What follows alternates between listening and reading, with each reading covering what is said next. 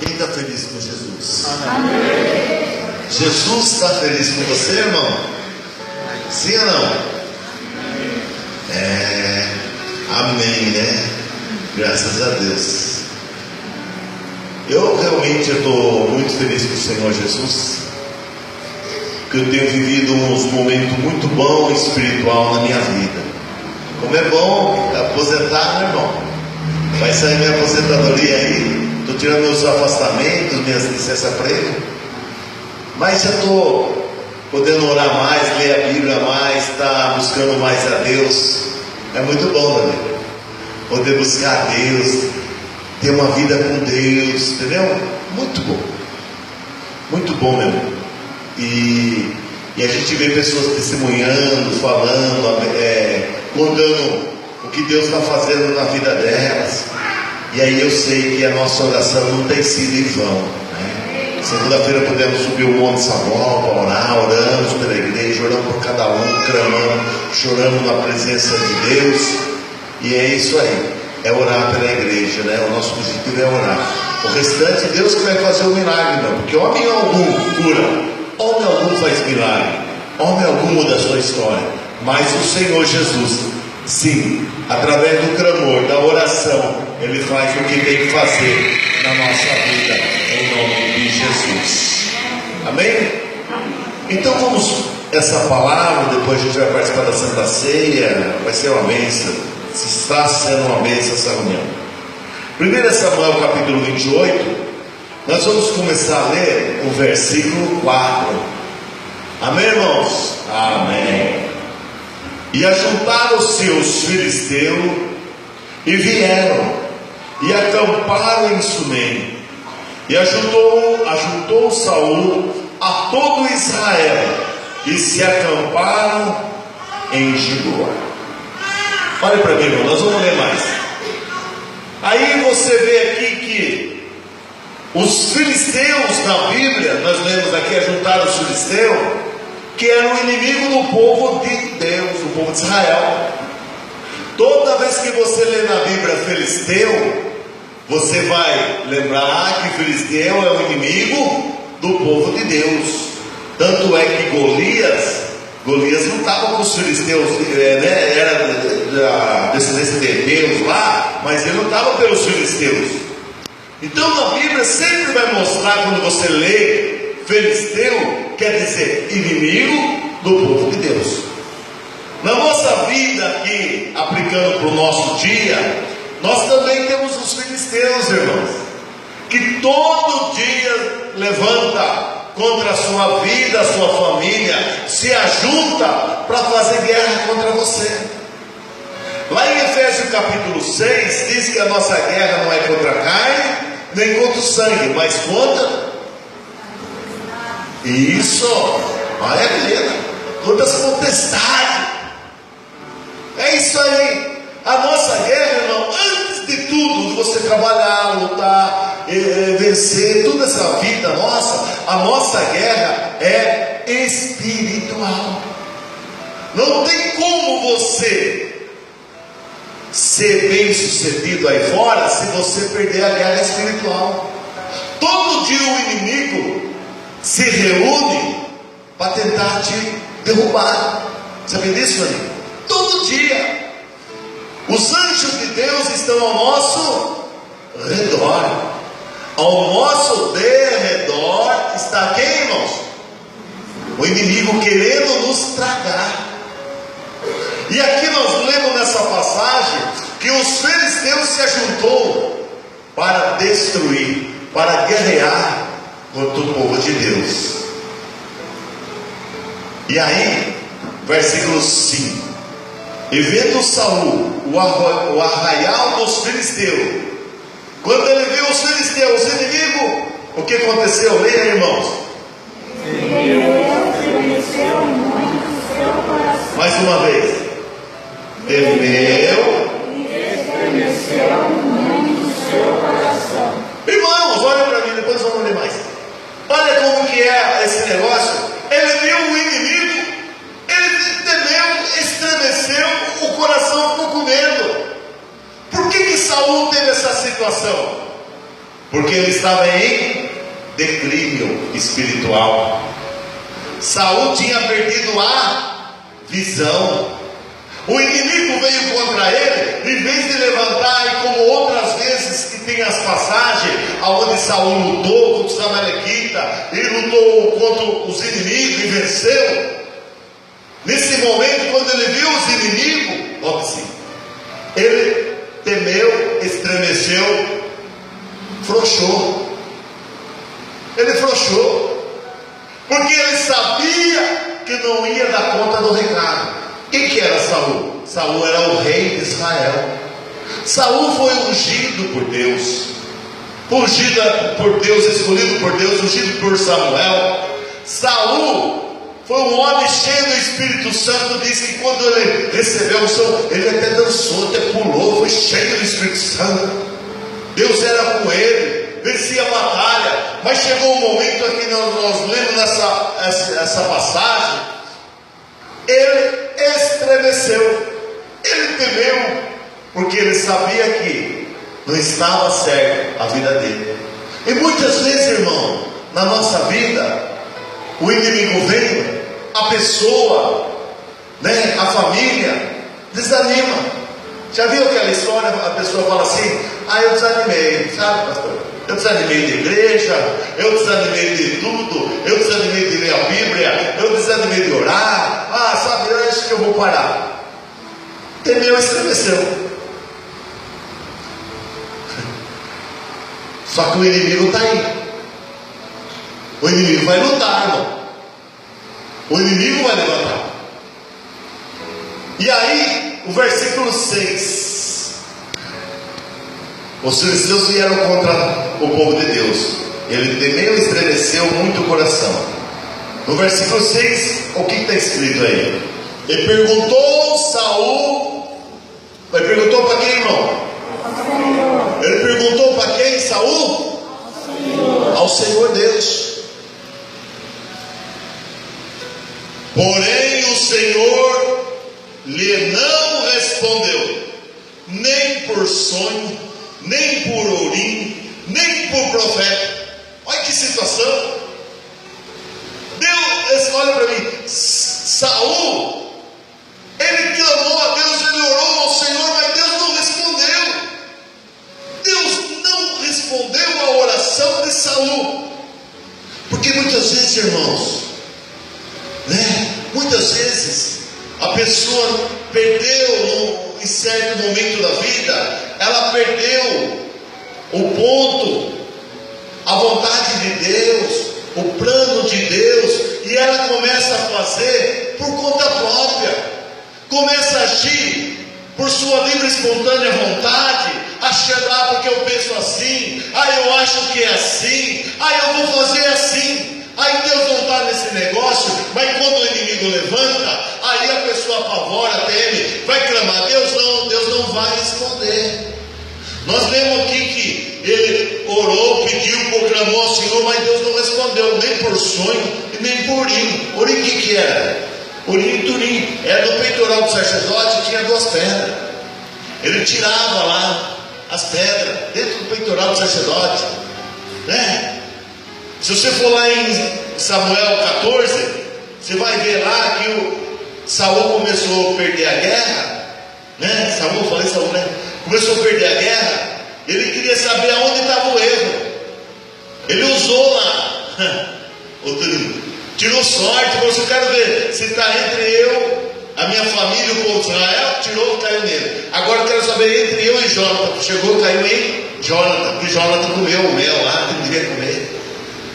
Mas mesmo ele tirando lá, Deus respondeu para ele lá. Só que nesse momento, nem através do Urim, Deus não respondeu. Não, nem por profeta. Quem sabe Saul foi atrás de alguém profetizar para ele, orar para ele, e não houve resposta. E aí no versículo 7 é o declínio total. Saul vai consultar, sabe quem? Uma feiticeira. E muitas vezes assim na nossa vida, irmão, muitas vezes a gente, em algum momento a gente perde a visão espiritual, fica sozinho. Aí um abismo chama outro abismo. E não tem o que faça a pessoa ver que ela está no erro, que ela precisa se consertar, que ela precisa voltar o quê? A fazer a vontade de Deus. O que a oração do Pai Nosso nos ensina? Venha a nós o teu, seja feita a minha vontade, não é isso? Seja feita a vontade de quem, Pedro? De Deus. A oração do Pai Nosso, Jesus falou assim: seja feita a vossa vontade, assim na terra como no céu. Então não é porque eu acho, eu penso, que eu devo fazer. Em todas as decisões da nossa vida, temos que pedir a orientação de Deus. Os filisteus vieram e ele estremeceu. Volta um pouquinho a Bíblia, no capítulo 7. Amém, irmãos? No versículo 7. No capítulo 7, desculpe, capítulo 7. Quem achou, diga amém. Amém. Nós tivemos um momento que não deu certo, né? Que deu problema. Agora nós vamos ver outro lado da moeda. Vamos lá. 1 Samuel capítulo 7, começando no versículo 7. Vamos lá, põe seu olho lá no versículo 7. Ouvindo, pois, os filisteus que os filhos de Israel estavam congregados em Mispa, subiram os maiorais do filisteu. Além do exército estavam os maiorais, irmão. Estavam de guerra, vieram tudo contra Israel lá. Subiram os maiorais dos filisteus contra Israel. O que ouvindo os filhos de Israel, temeram por causa do filisteu. Pelo que disseram os filhos de Israel a Samuel: não cesse de clamar ao Senhor nosso Deus por nós, para que nos livre do que, irmão? Das mãos. Olha a diferença, olha para mim. Olha a diferença, irmão. Os filisteus vieram contra Israel, sim ou não? Vieram. O que eles fizeram? Eles falaram assim: não vamos cessar de orar, não vamos cessar de clamar ao Deus de Israel para o livramento, não vamos cessar, vamos clamar. E aí eles começam, falam para Samuel e falam assim: vamos clamar. Irmãos, muitas vezes em a luta, a dificuldade, a pessoa teme, a pessoa quer desanimar. Na verdade, quando você está com Deus, é hora de batalhar, é hora de erguer a cabeça, é a hora de vencer, é a hora de prosseguir, é a hora de você mostrar quem é você. Dizer que você, eu sou servo de Deus, eu sou uma bênção. Eu quero ver no deserto. Daniel provou que era Daniel aonde, irmão? Na cova do leão. Sadraque, Mesaque e Abednego servia a Deus. Quando o rei deu a ordem: quem não se dobrar, eu jogo na fornalha. Você acha que só tinha os 4 hebreus lá? Tinha mais. Mas os 4 provaram: nós não dobramos. Se tiver que jogar na fornalha, pode jogar, mas nós não se dobramos para o filisteu, para o inimigo, para o Nabucodonosor, para seja quem for, irmão. Nós não podemos se dobrar. Você não pode se dobrar. Você tem compromisso com Deus. Pode o inimigo levantar, pode ele levantar e vir guerrear, mas maior é o Senhor Jesus que está conosco, e a vitória é nossa. Você não tem direito de desanimar, você tem direito de clamar, de buscar, de orar, de pedir, até o Senhor atender. Até o Senhor atender. Aí no versículo 29, então tomou Samuel, tomou um cordeiro de mama e sacrificou inteiro em holocausto ao Senhor. E clamou Samuel ao Senhor por Israel. E aí, leia vocês. E o Senhor lhe deu ouvidos. Repete de novo. E o Senhor lhe deu ouvidos.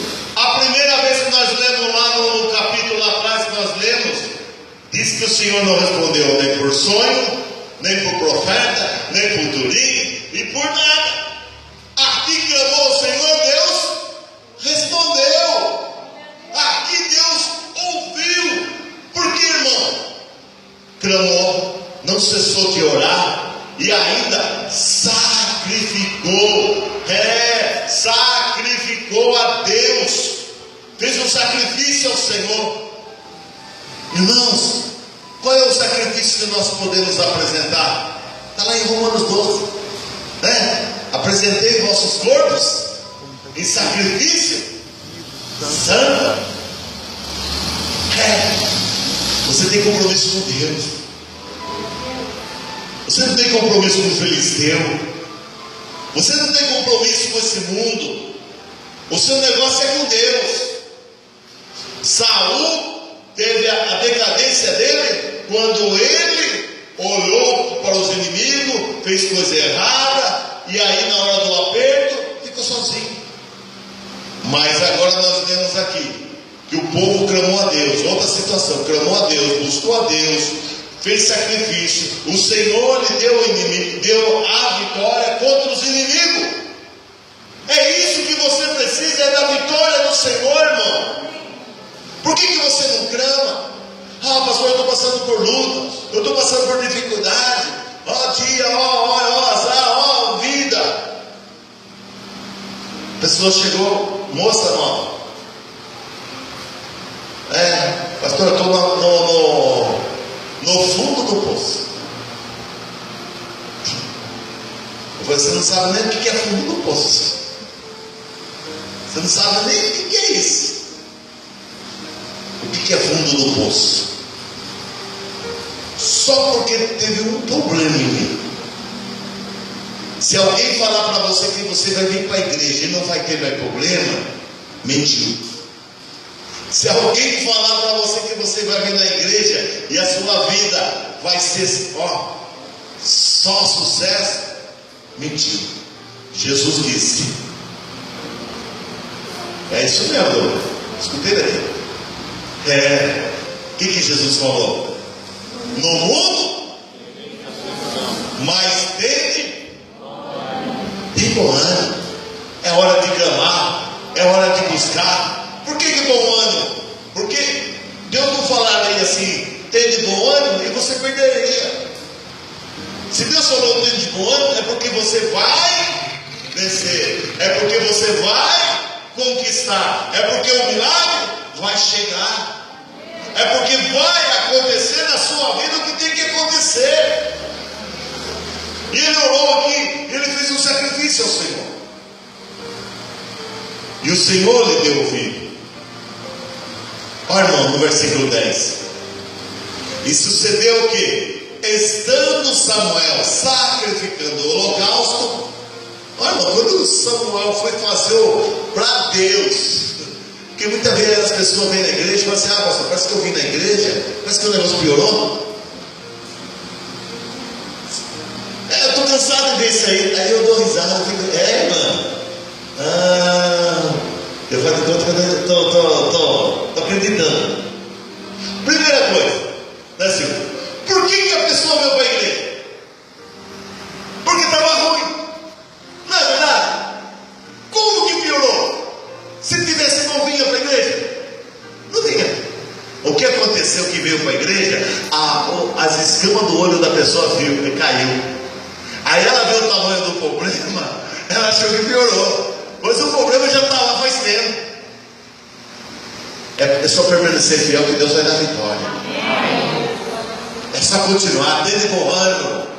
Dê de bom ânimo, vai dar certo em nome de Jesus. Olha para você ver, Samuel, quando sacrifica, ele faz a Deus. O inimigo veio. O inimigo levantou. Diz lá, e o inimigo, quando sucedeu que estando Samuel sacrificando o holocausto, os filisteus chegaram à peleja. Por isso que você muitas vezes vem para a igreja e vê buscar Deus, e começa a fazer a campanha, eu vou acordar 3 horas da manhã, e vou ler a Bíblia. E quando você começa a fazer tudo isso, o inimigo levanta. Só que você esqueceu o versículo, agora eu vou acabar de ler. Olha o que acontece, não. Antes eu quero fazer um adendo. Aí quando o inimigo levanta, a pessoa para nesse. Não, vou parar. O inimigo levantou. Irmão, a índole do inimigo é o que? Matar, roubar e destruir. Com o diabo não tem acordo. Com o diabo não tem acordo. Tem uma ilustração que fala bem assim. Eu vi quando era criança isso aí. Um missionário contou para mim, numa escola de férias. E a ilustração falava assim, talvez você já até conhece, que deu uma enchente muito grande, e encheu tudo. Acho que já até contei, mas vou contar. Deu uma enchente muito grande e os animais começaram a perecer. Eu quis saber quem conseguiu nadar, foi embora, conseguiu salvar para um lugar alto, e alguns ficou ilhado assim nas árvores, na copa da árvore. E dentro dos animais, tinha um inseto lá, que era um escorpião. O escorpião conseguiu subir bem na ponta da árvore, estava lá na folha. E a enchente só subindo. O galinho que ele estava lá em cima, não tinha para onde ir. Aquela espuma, aquela água rápida, enrosco, pau passando. O escorpião estava vendo que ele ia morrer. De repente ele olha para trás assim e vê um peixinho. E o peixinho olhando para ele assim. E o peixinho falou assim: escorpião, tá ruim pra você aí, tá feia essa situação aí. Ele falou assim: se dera se eu fosse um peixinho. Se eu fosse um peixinho igual você, eu ia nadar. Eu falei: então, eu sou peixinho. Por mais que faça a correnteza aqui, a enchente, eu vou nadar. Está entendendo? Você é peixinho. Você vai nadar. Pode vir enrosco, passa por baixo do enrosco, pode a espuma, pode o rodomoinho dentro d'água, pode. Irmão, você vai vencer em nome de Jesus. Aí você pergunta: e o escorpião? Quer saber do escorpião? O escorpião falou assim: ô peixinho, me ajuda. Você é peixinho. Você não morre. Você sabe nadar. Deixa eu subir na sua costa, e aí você me leva até lá no barranco. Chegando lá no barranco, puxa, ele vai salvar eu.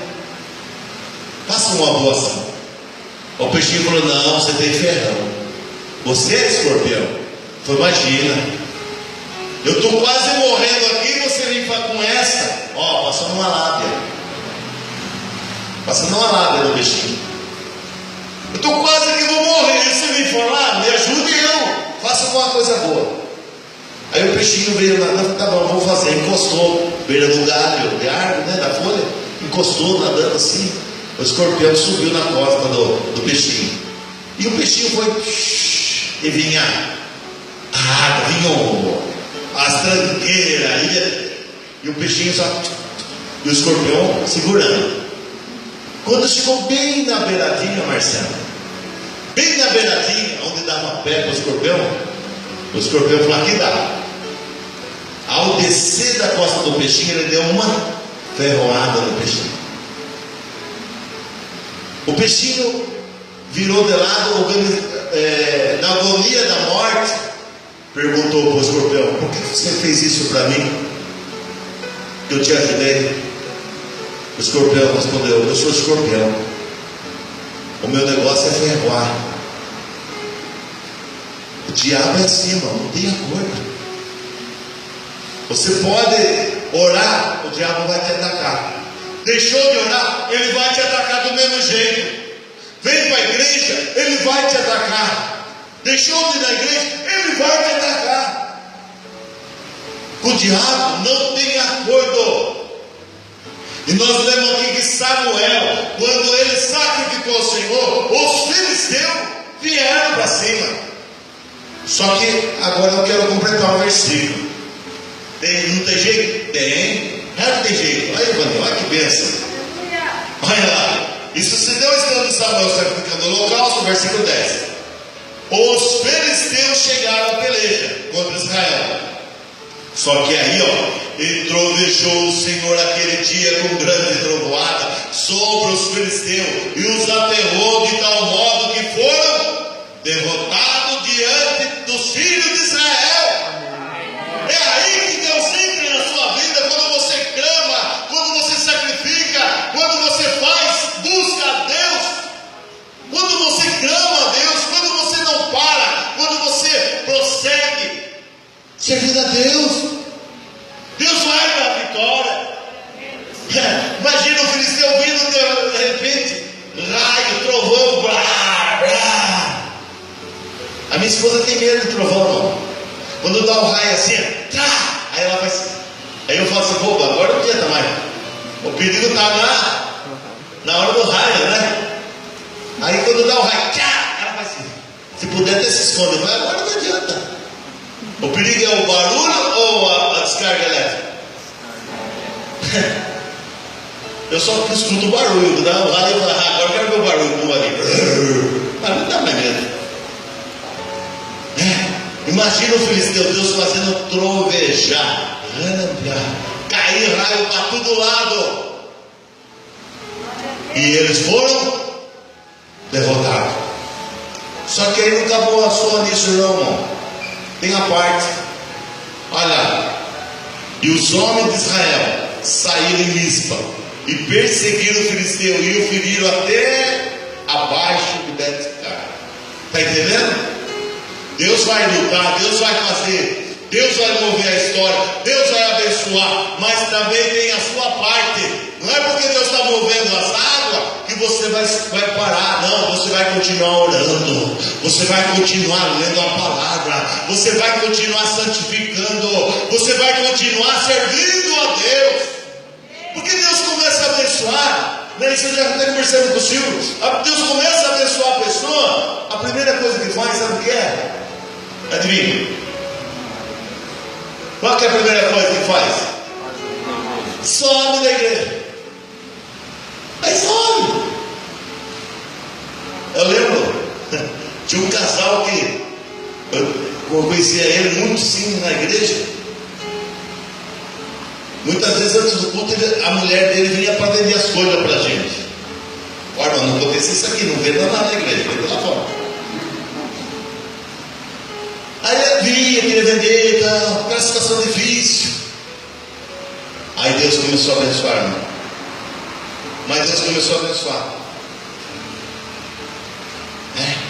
Ele tocava, ela cantava. Adivinha o que aconteceu? Buenos Aires, Poços de Caldas, Campo Jordão, toda semana tinha muito dinheiro. Deixou. Aí eu pergunto, valeu a pena, será? Todo mundo deve passear? Tem que passear. Tem que passear. A hora que você puder passear, passeia.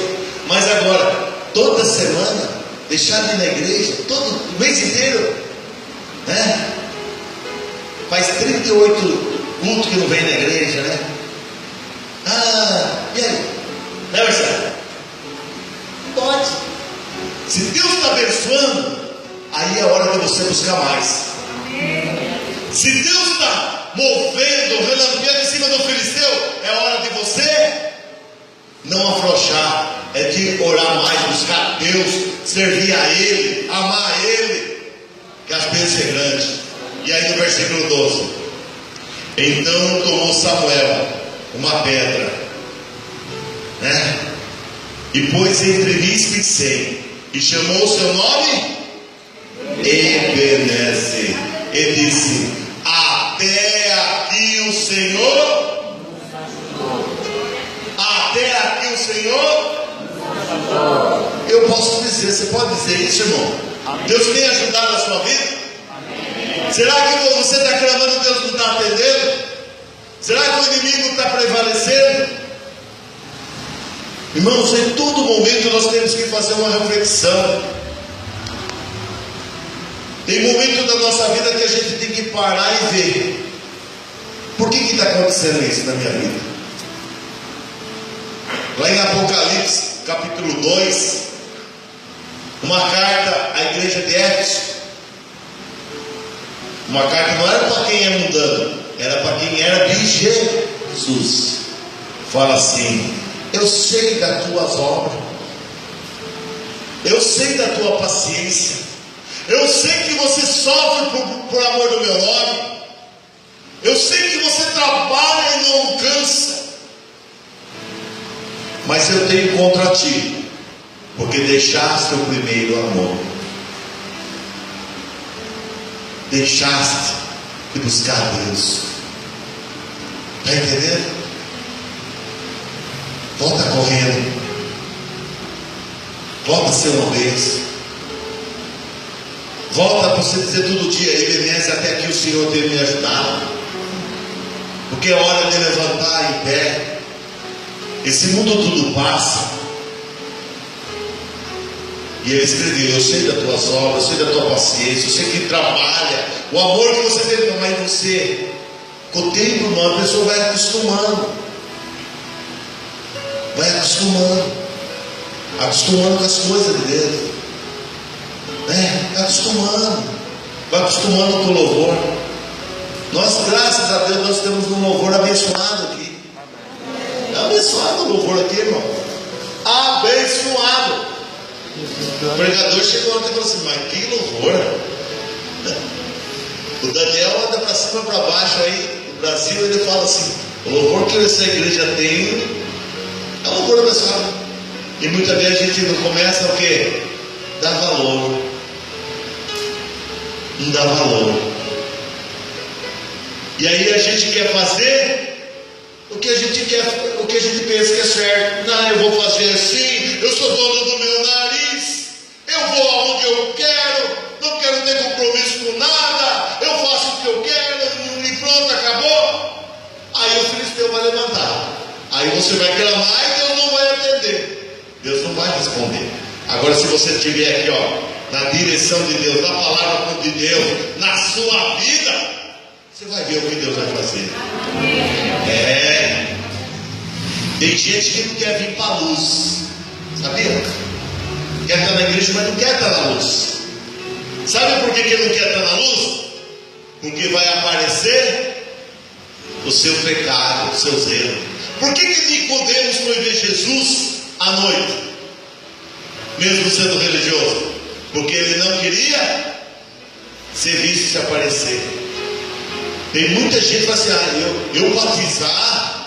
Batizar não, pastor, imagina, pelo amor de Deus. Aí eu tenho muita coisa que eu não vou poder fazer. Pastor, culto de Santa Ceia? não vou não, porque eu não quero, não estou digno de tomar Santa Ceia. Não vou no culto de Santa Ceia. Eu não vou, porque imagina, não vou tomar, imagina, eu não posso tomar Santa Ceia, eu vou fazer o que lá? Eu não vou. Mas eu pergunto se quer tomar ceia. Ela quer. Agora eu pergunto se ela quer deixar o pecado. Se ela quer ser realmente sal da terra e luz do mundo.